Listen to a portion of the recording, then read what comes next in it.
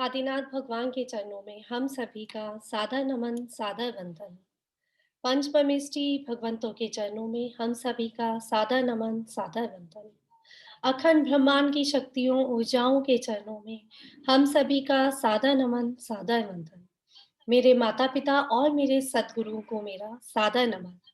उन सभी का आभार, उन सभी को धन्यवाद, जिन्होंने कभी भी, कहीं भी, किसी भी रूप में, किसी भी प्रकार का हमें ज्ञान दिया है, दान दिया है और हमने अपना जीवन धर्म राह की ओर मोड़ लिया, मोक्ष मार्ग की ओर प्रशस्त कर लिया। ऐसा ज्ञान देने वाले सभी को हमारा कोटि-कोटि आभार, कोटि-कोटि आभार, कोटि-कोटि आभार। आप सभी का भी तहे दिल से बहुत-बहुत धन्यवाद। आदिनाथ प्रार्थना। हे आदिनाथ प्रभु, आपके आशीर्वाद और ज्ञान के प्रकाश की तरंगों से हमारे घर और जीवन में सुख, शांति, समृद्धि, उन्नति, प्रगति, सफलता, नेम, फेम, मनी और स्वास्थ्य की संजीवनी प्रवेश करती जा रही है। आपके सतरंग प्रकाश से हमारे सातों चक्र प्रकाशित हो गए हैं, जो कि हमारे चारों ओर एक दिव्य आभा मंडल का निर्माण कर रहे हैं। फलस्वरूप हम तन, मन, धन से और स्वस्थ और स्वस्थ और स्वस्थ हो गए हैं। हे परमपिता परमेश्वर आदिनाथ प्रभु, आपका कोटि कोटि धन्यवाद, कोटि कोटि धन्यवाद, कोटि कोटि धन्यवाद। चलिए जी, जय जिनेन्द्र सभी को 3 बार ओम बोलेंगे।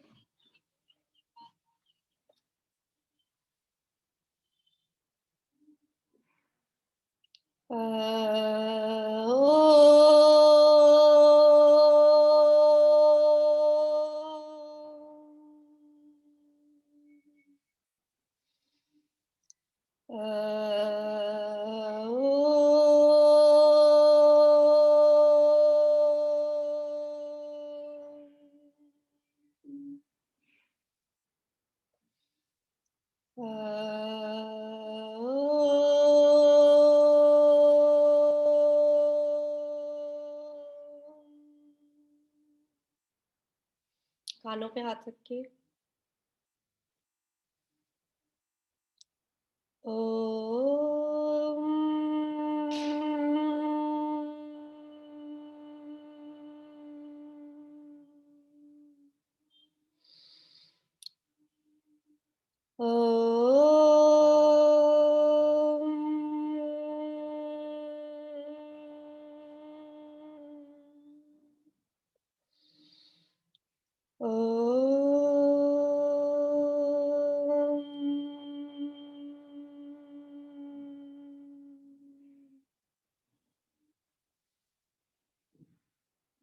हाथों को नीचे ले आइए और पूरे शरीर पर ओम की ऊर्जा को अनुभव कीजिए। आपके शरीर के अंदर और शरीर के बाहर चारों तरफ ओम की ऊर्जा विद्यमान हो गई है।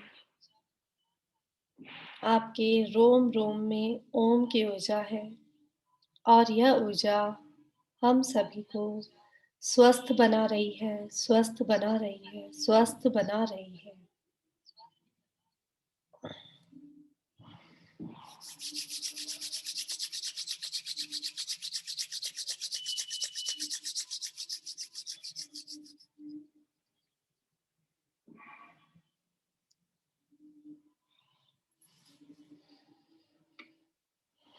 जय जिनेन्द्र।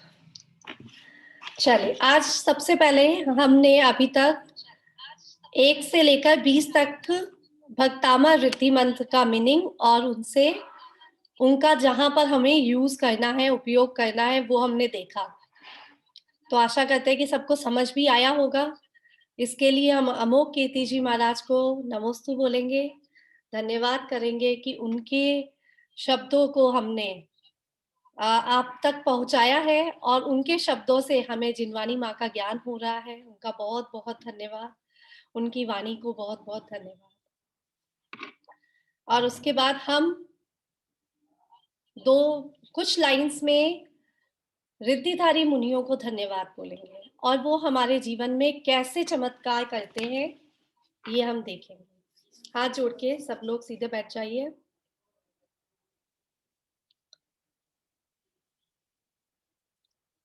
हम रिद्धिधारी मुनियों को नमस्कार करते हैं, नमन करते हैं। ऐसे रिद्धिधारी मुनि जिनके स्मरण मात्र से हमारे पाप कर्म दूर हो रहे हैं, हमारे पाप शिथिल पड़ रहे हैं, उनको हमारा नमस्कार है। हम सबकी काया निरोगी हो रही है। उनके नाम जाप करने से, मंत्र जाप करने से हमारी काया निरोगी हो रही है। हम सबके जीवन में अभ्युदय आ रहा है। हम सबके जीवन में शुभ उदय आया है, पुण्य उदय आया है कि आज हमें उनका स्मरण करने का सौभाग्य मिला है। आज हम उनका मंत्र जाप करके, उनको उनकी भक्ति करके और उनकी शक्ति को प्रणाम कर रहे हैं। हमारे जीवन में हमें अंतिम छोर तक धर्म की राह मिलती चली जाए, ऐसा उनसे हम आशीर्वाद चाहेंगे। उनकी प्रेरणा से हम अपने जीवन के सारे कष्टों को दूर कर रहे हैं।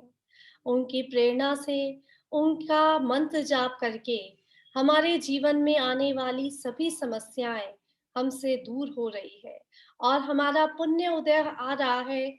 हमारा जीवन मोक्ष मार्ग की ओर जा रहा है। हमें भी केवल ज्ञान की प्राप्ति हो, ऐसा हम उनसे आशीर्वाद चाहेंगे और अपने जीवन को उन्नत बनाएंगे। रिद्धिधारी मुनियों को हम नमन करते हैं। चलिए जी, 1 से 20 तक अगर किसी को रिद्धि मंत्र याद है तो सुना दीजिए।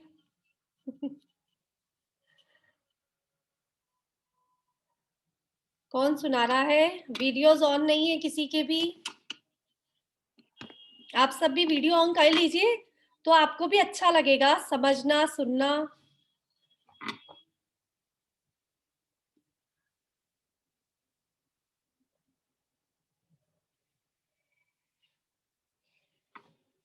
चलिए, किसी को भी याद नहीं है इंसा आंटी के अलावा? अंजू जी, कितने याद हुए? नहीं, कोई बात नहीं, 1 से 20 तक देख के बोल दीजिए, तो आपको याद हो जाएंगे। अच्छा, ठीक है।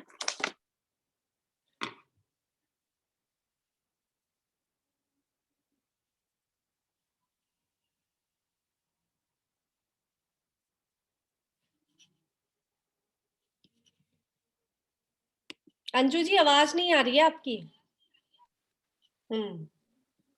शुरू से बोलूं? हाँ, शुरू से बोलिए। ओम थोड़ा रींग याद कर। अरम नमो। हाँ, बोलिए बोलिए। ओम रींग अरम नमो जिनानम द्रोम द्रोम नमे। ओम रींग अरम नमो ओहि जिनानम द्रोम द्रोम नमे। ओम रींग अरम नमो वोहि परमोहि जिनानम द्रोम द्रोम नमे।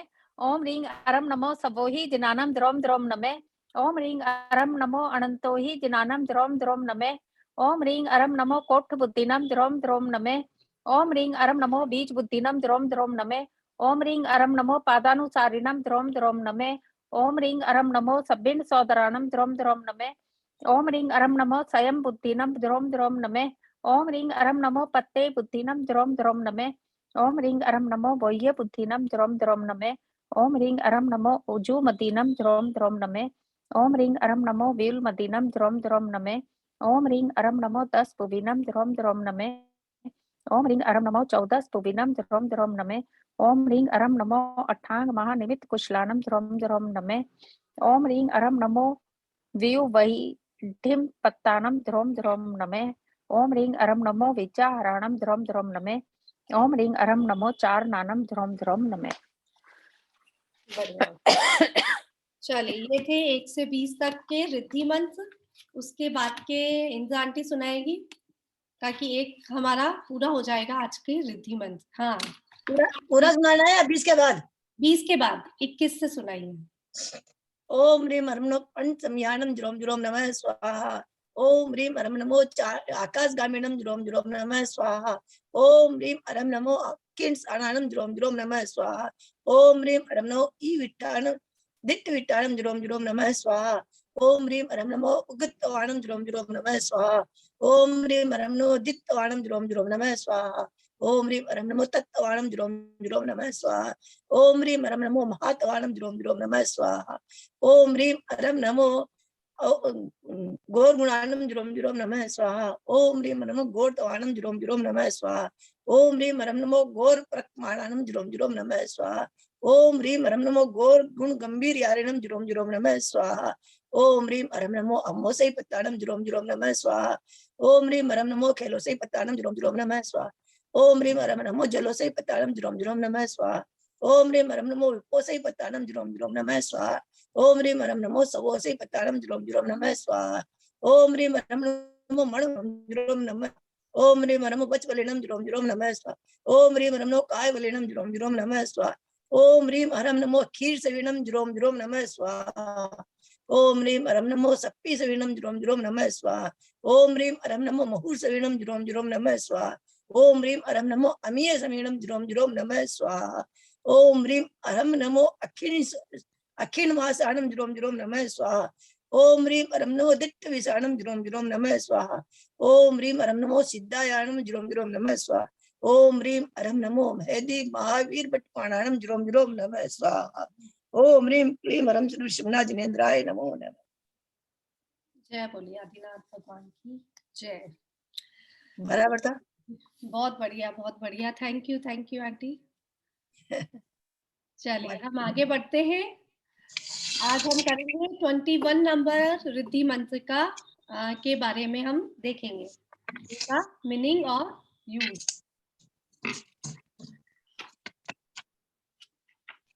ओम ह्रीं अरं नमो पण समनानम। हाँ, नानम यानम जैसा भी जिसके पास लिखा है ओम ह्रीं अरं नमो पण समनानम। उससे पहले हमने चारण रिद्धि की बातें की थी। चारण रिद्धि किससे रिलेटेड थी? वही कि वो जल से ऊपर चढ़ सकते हैं, आकाश में ऊपर चल सकते हैं। आठ तरह की चारण रिद्धियां थी। अब हम बात करें जल, जंगा, तंतु। हाँ बोलिए, आगे बोलिए। फल, पुष्प, जल, जंगा, तंतु, फल, पुष्प, बीज और आकाश श्रेणी। चलिए इस बहाने याद भी होता जाएगा। हम एक दिन बाद में सारी चीजों का रिवीजन करेंगे नहीं तो सब भूल जाएंगे पहले का तो आज हम बात करते हैं, मैं प्रज्ञा श्रमण रिद्धियों को नमस्कार करता हूँ, रिद्धिधारी मुनियों को नमस्कार करता हूँ। या आप ऐसा लिख सकते हैं इसको, जो ऋषि सम्यक प्रज्ञा, ऐसे ऋषि जिन्हें सम्यक प्रज्ञा प्राप्त हुई है उन्हें हमारा नमस्कार हो। ऐसे ऋषि जिन्हें सम्यक प्रज्ञा प्राप्त हो गई है उन्हें मेरा प्रणाम हो। प्राप्त हो गई। प्रज्ञा शमन मुनि कौन होते हैं?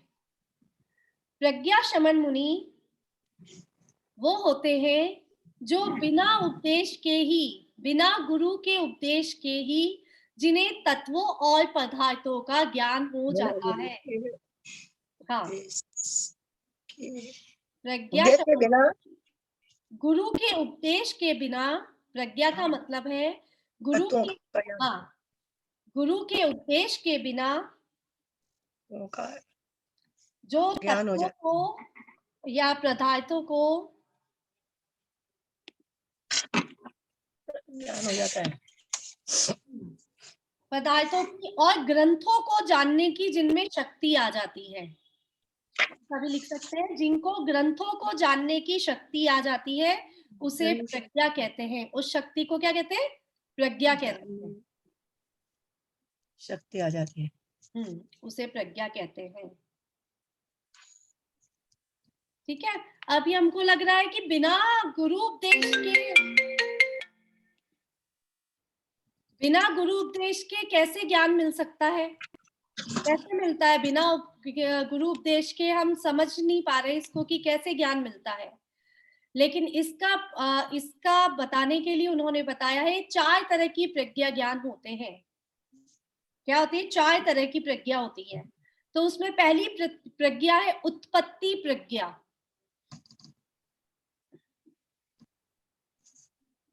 ठीक है, पहली प्रज्ञा है उत्पत्ति प्रज्ञा।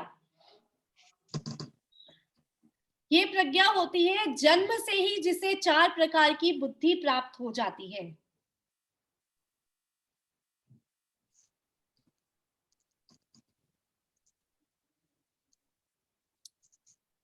ठीक है, और कैसे प्राप्त हो जाती है? जन्म से ही किसी किसी में देखा है कि जन्म से ही बहुत इंटेलिजेंट होते हैं बच्चे। मतलब हम बड़े मुनियों की बात नहीं कर रहे, हम अभी अगर अपनी लाइफ में बात करते हैं तो हम जन्म से ही कोई कोई बच्चे बहुत ज्यादा इंटेलिजेंट होते हैं। और कहीं कहीं सुना है कि वो 4 साल की उम्र में भक्तामय सुना रहे हैं, और 3 साल की उम्र में, 2.5 साल में सुना रहे हैं कोई कोई तो है ना। और भी बहुत सारी चीजें हमारे सुनने में आती है। ये कैसे होती है? ये होती है अगर हमने पिछले जन्म में गुरु का उपदेश विनय पूर्वक सुना है तो। कैसे प्राप्त होती है? अगर हम विनय पूर्वक गुरु के उपदेश को सुनते हैं तो हमको ये प्रज्ञा, हमें मतलब ये सब बातें मुनि की बातें हैं, ये सारी जिन्होंने दीक्षा ली है उनको प्रज्ञा प्राप्त होती है। लेकिन हम इसको साधारण शब्द में समझ रहे हैं कि जो गुरु का उपदेश विनय पूर्वक सुनता है, समझता है, उसको ये प्रज्ञा प्राप्त हो जाती है। और ये प्रज्ञा कैसी होती है? उत्पत्ति प्रज्ञा, जो केवल ज्ञान तक को बुला देती है, मतलब अपने पास केवल ज्ञान तक आ जाता है। कैसे? हमने पिछले जन्म में या पिछले से पिछले, क्या होता है कभी कभी मनुष्य जन्म मिलता है, कुछ अच्छे कार्य करे हमने तो हमको देवगति भी मिल जाती है, होता है, ऐसा सुना है। तो अगर हमने मनुष्य जन्म में किसी गुरु की हमने आराधना की है, उपदेश सुना है विनय पूर्वक, तो वापस जब हमें मनुष्य जन्म मिलता है तो हमको वो सब बातें याद रहती हैं, वो सारी चीजें हमको याद रहती है और हमको केवल ज्ञान की राह पर ले जाती है। ठीक है, ये हो गई फर्स्ट नंबर की उत्पत्ति प्रज्ञा। सेकंड नंबर की प्रज्ञा है वैनेकी। वैनेकी, व की दो मात्रा एक ही और न के एक ही मात्रा की, वैनेकी।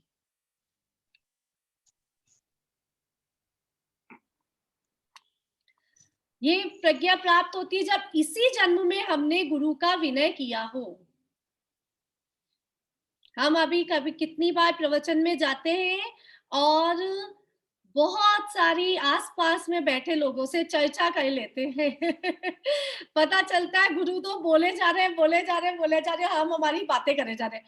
होता है, सब जगह होता है, सबके साथ होता है, लेकिन हमको इस समय जो दोष लग रहा है उसका पता नहीं चलता, क्योंकि ये गुरु का अभिनय हो गया ना एक तरह से। गुरु बोल रहे हैं, इतने बड़े गुरु हमारे सामने, हमारे जिन्होंने दीक्षा ले रखी है तो वो कितने बड़े हुए हमसे, वो बोल रहे हैं और हम हमारी बातों में लगे हुए हैं, तो उनका अभिनय हो जाता है। और जो बातों में नहीं लगते, उनको अच्छे प्रकार से सुनते हैं, तो उनको ये प्रज्ञा प्राप्त हो जाती है, वैने की प्रज्ञा। ठीक है, और उनको 12 अंग का ज्ञान प्राप्त हो सकता है। जो गुरु का विनय करते हैं उनको 12 अंग का ज्ञान प्राप्त हो जाता है। अंग 12 अंग का, हाँ, जो 12 अंग रहते हैं ना दिव्य ध्वनि में। थर्ड नंबर है कर्मजा।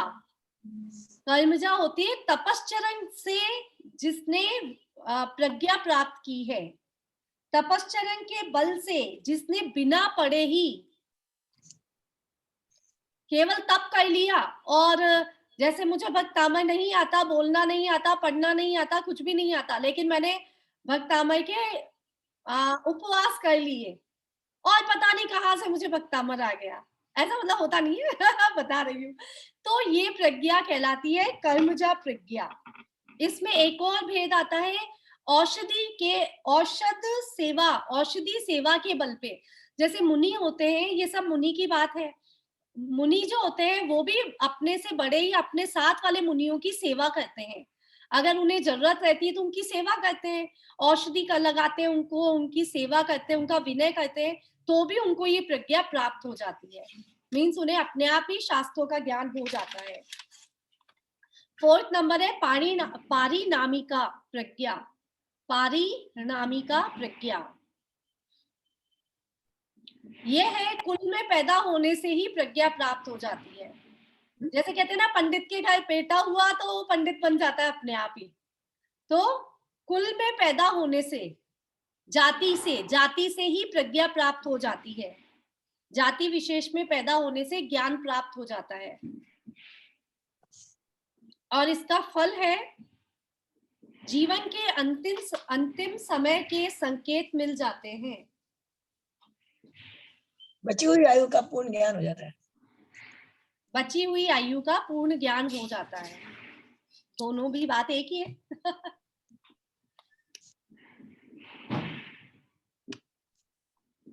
ठीक है, चलिए आगे समझ आ गई कि प्रज्ञा कैसी होती है। इससे हमको समझ आना चाहिए कि हम गुरु का विनय कैसे करें। अगर इस जन्म में विनय करेंगे तो अगले जन्म में इसका फल अवश्य मिलेगा। नेक्स्ट है नमो आगास गामिनम। आगास ओम ह्रीम अरम नमो आगास गामिनम। ऐसे ऋषि जिन्हें आकाशगामी रिद्धि प्राप्त हो।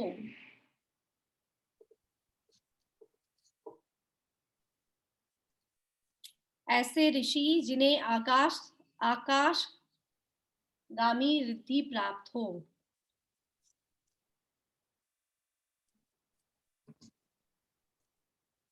ठीक है, कौन होते हैं ऐसे ऋषि? जो पूरे मनुष्य लोक में, पूरे मानुषोत्तर पर्वत पर, जम्बूद्वीप, पूरे मानुषोत्तर पर्वत पर, जम्बूद्वीप, लवण समुद्र, घातकी खंड,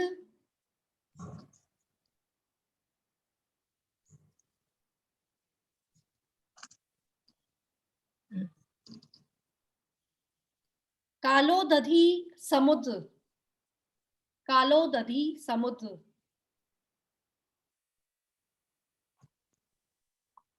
और पुष्कर द्वीप का आधा भाग जिसको बोलते हैं पुष्करार्ध। पुष्कर द्वीप का आधा भाग पुष्करार्ध।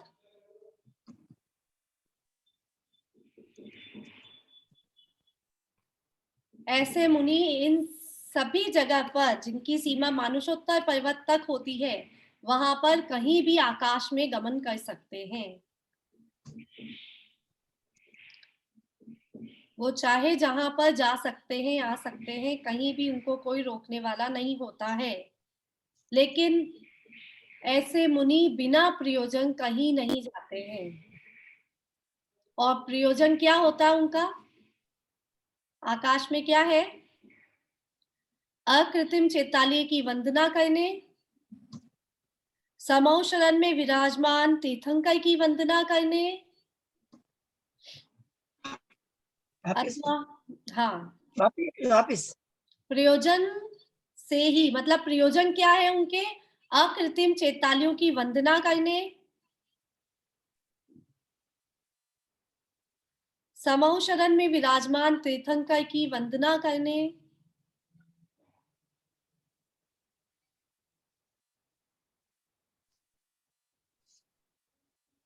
और जन्माभिषेक देखने के लिए आकाश में विहार करते हैं।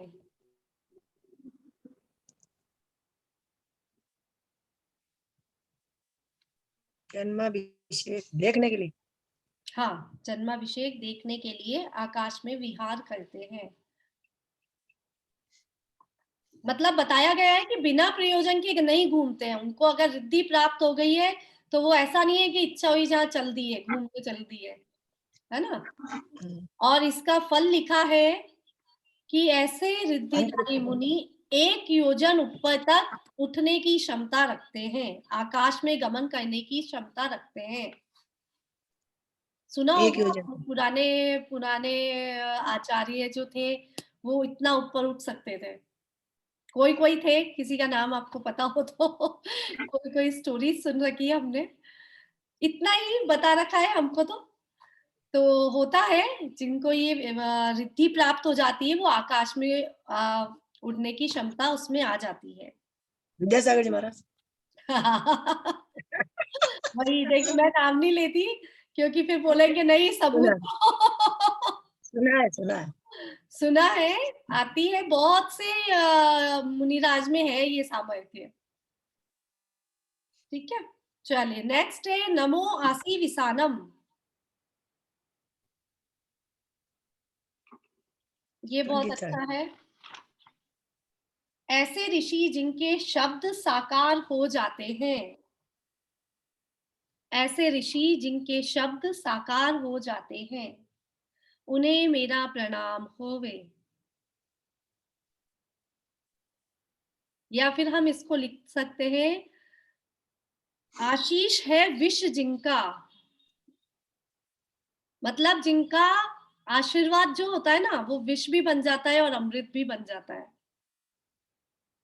वैसे तो बात विष की है, आशीर विष, विसानम मतलब विष। मैं आशीर विष रिद्धि संपन्न मुनियों को नमस्कार करता हूँ। दूसरा मीनिंग है इसका, मैं आशीर विष मुनियों को, रिद्धि संपन्न मुनियों को नमस्कार करता हूँ। आशीर विष, आशीर विष का मतलब है आशीष है विष जिनका। अगर वो बोल दे मर जाओ, तो मर जाता है, सा कर दे मर जाओ, तो मर गया, मर मर गया। जाते हैं, है ना। उनमें इतना सामर्थ्य होता है, वो कहते हैं भिखारी बन जाओगे तुम, तो उसी भिखारी समय बन जाता तत्काल भिखारी बन सकते हैं। कुछ भी उन्होंने है। जो सुधार अपने मुंह से कटु शब्द बोल दिए, उनके मन में कटु भाव आया, कटु शब्द बोल दिए, तो उसी समय उनका आशीर्वाद विष बन जाएगा। लेकिन वो यूज नहीं करते, पहली बात तो यूज नहीं करते। दूसरी बात क्या होती है, अगर उनके विष उनका आशीर्वाद विष है, तो उनका आशीर्वाद अमृत भी तो हो गया। अगर उन्होंने कह दिया जुग जुग जियो, है ना, अगर उन्होंने कह दिया जुग जुग जियो, तो जीते ही जाओगे, जीते जाओगे। उन्होंने कह दिया खूब धनवान हो जाओ, तो धनवान हो जाए। तो ऐसा बोला गया है कि कटु वचन बोले तो वचन विष बनते हैं, और उनके वचन अमृत भी बन जाते हैं। दोनों शक्तियां उनमें आ जाती है। ठीक है, तो हम कहते नहीं है कभी भी किसी साधु को कभी भी कटु शब्द नहीं बोलने चाहिए। उन्होंने अगर गलत बोल दिया, आशीर्वाद दे दिया, ऐसा कुछ बोल दिया, तो हमारे ऊपर लग जाता है। ये हम तो डेली लाइफ में देखते ही हैं। हमारे बड़े बहुत समझाते हैं, इसको बुरा मत बोलो, इसको बुरा बोल दिया तो वो जो बोलेगा वो हो जाएगा। बहुत लोगों के लिए बोलते हैं ऐसे। तो बोलना तो किसी को भी बुरा नहीं चाहिए, अच्छा बोलो तो उसकी ब्लेसिंग्स ही ब्लेसिंग्स आ जाएंगी, है ना। तो इसके फल हैं, इसके दो प्रभाव बताए गए हैं। झगड़ा खत्म। हाँ, झगड़ा खत्म। दो व्यक्तियों के मन में अगर कलह चल रही है, झगड़ा चल रहा है, तो ये मंत्र जाप कर ले तो दोनों के बीच का जो विद्वेष है वो खत्म हो जाता है। ओम नमो दिक्ति विषाणम। एक और है इसका, जैसा बोला गया कि उनके वचन अमृत भी है और विष भी है और अमृत भी। तो अगर उन्होंने बोला, अगर इनका प्रभाव है कि दो लोगों में अगर कलह हो तो उसको दूर कर सकते हैं, और अगर आप चाहो तो दो लोगों में कलह भी पैदा कर सकते हैं। है ना, दो लोगों में झगड़ा लगाने के लिए भी इसका प्रयोग किया जा सकता है, क्योंकि जो फल है जो फल है वो तो मिलेगा। तो अगर हम चाहते हैं कि वो व्यक्ति हमसे ना बोले, तो मंत्र जाप शुरू कर दे। नेक्स्ट है नमो दिट्ठी विसानम। दिट्ठी विषाणम पूजा करने से सांप नाग मैं दृष्टि विष जिनों को नमस्कार करता हूँ। मैं दृष्टि विष जिनों को नमस्कार करता हूँ।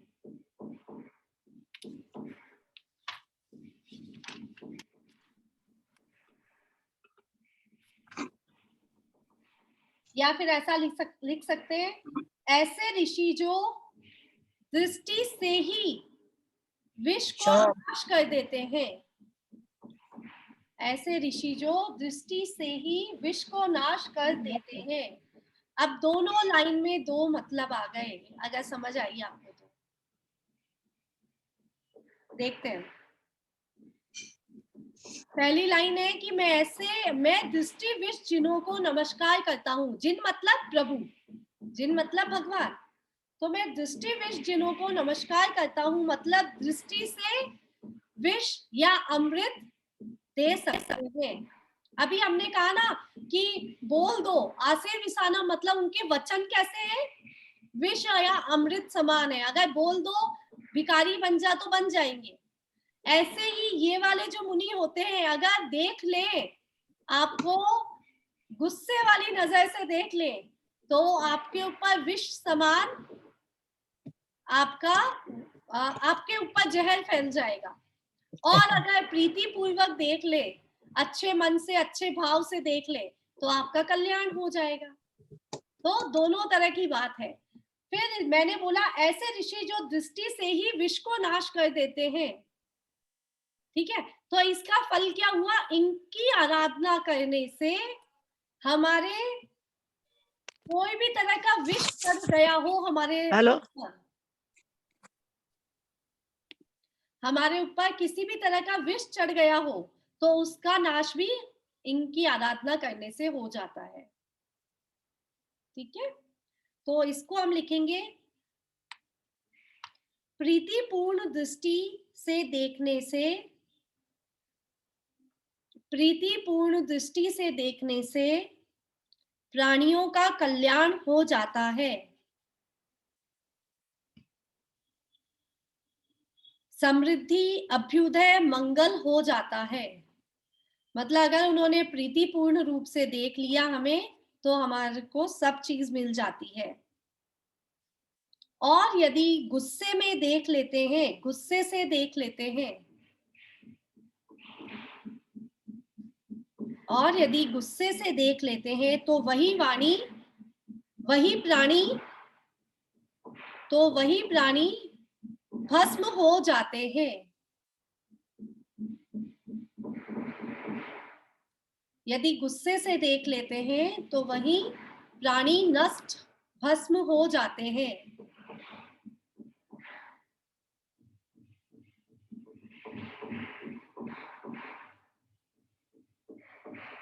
इसमें दृष्टि का मतलब दो रूप में लिया गया है।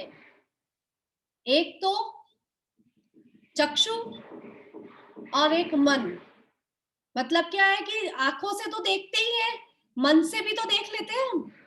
किसी को मन से भी तो देखते हैं, किसी ने हमारा बुरा सोचा या कुछ हमारे साथ गलत करा, हम ऊपर से तो हंस रहे हैं, हाँ नहीं बहुत अच्छा है ना। और अंदर से हमारा मन उसको अभिशाप दे रहा है, इसने मेरे साथ गलत किया होता है ना।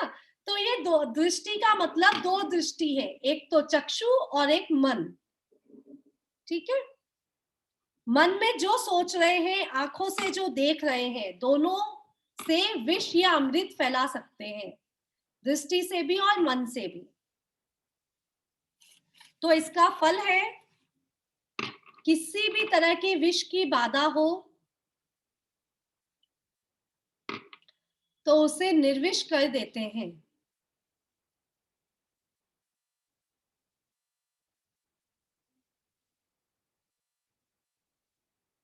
केमिकल आदि का जहर का भी नाश करते हैं। कितनी बार केमिकल से हमको प्रॉब्लम्स हो जाती हैं, कोई भी प्रोडक्ट हम यूज कर लेते हैं डेली लाइफ में, उसमें केमिकल्स होते हैं, उससे हमारे स्किन में प्रॉब्लम आ जाती है, या हमारे और भी कोई ऑर्गन्स में प्रॉब्लम आ जाती है। तो उससे हमारी रक्षा ये मंत्र करते हैं, रिद्धि मंत्र करते हैं।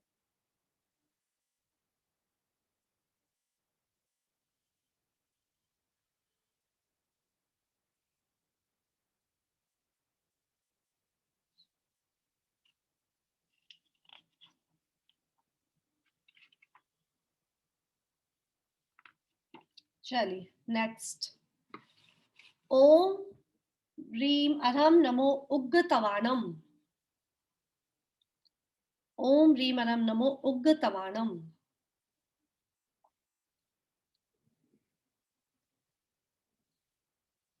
ऐसे ऋषि जो उग्र तपश्चरण करते हैं, उन्हें मेरा प्रणाम है।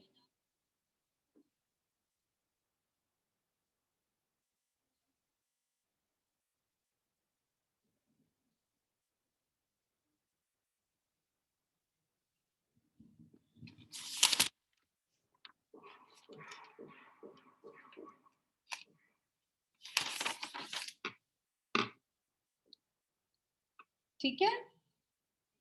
ऐसे ऋषि जो उग्र तपश्चरण करते हैं उन्हें मेरा प्रणाम है। उग्र तपश्चरण कैसे करते हैं? देखा किसी को, किसी साधु को, किसी मुनि को तपस्या करते हुए? अभी कर रहे हैं प्रसन्न सागर जी महाराज, कर रहे हैं ना। सिंहाकृत ऐसा कुछ बोलते हैं, सिंहाकृत। क्या बोलते हैं, क्या बोलते हैं शकुंतला आंटी? ऐसे नहीं मालूम, लेकिन उपवास वगैरह बहुत करते हैं पहाड़ों पे जाके, हाँ, जाके कहीं पे भी जो तपस्या करते हैं ना। कितने कितने उपवास, 64 उपवास, 32 उपवास, है ना। सिंहाधिकृत ऐसा कुछ नाम है उस तपस्या को। वो तपस्या वैसी वाली तपस्या कर रहे हैं वो। ठीक है। तो उग्र तपश्चरण में दो तरह की तपस्या आती है। एक तपस्या होती है, एक्चुअली नाम इसमें लिखा हुआ नहीं है, नाम मैं बताऊंगी। दो तरह की तपस्या होती है। एक तपस्या जो होती है, पहली तपस्या, उसमें कहते हैं एक उपवास फिर पायना, दो उपवास फिर पायना, तीन उपवास फिर पायना, चार उपवास फिर पायना, फिर 5 उपवास फिर पायना। ऐसे ही 50 उपवास फिर पायना, 51 उपवास फिर पायना, 100 उपवास फिर पायना, 101, ऐसा। मतलब उनको उनके मरण तक वो ऐसी साधना करते हैं। उनका मतलब फिक्स हो जाता है कि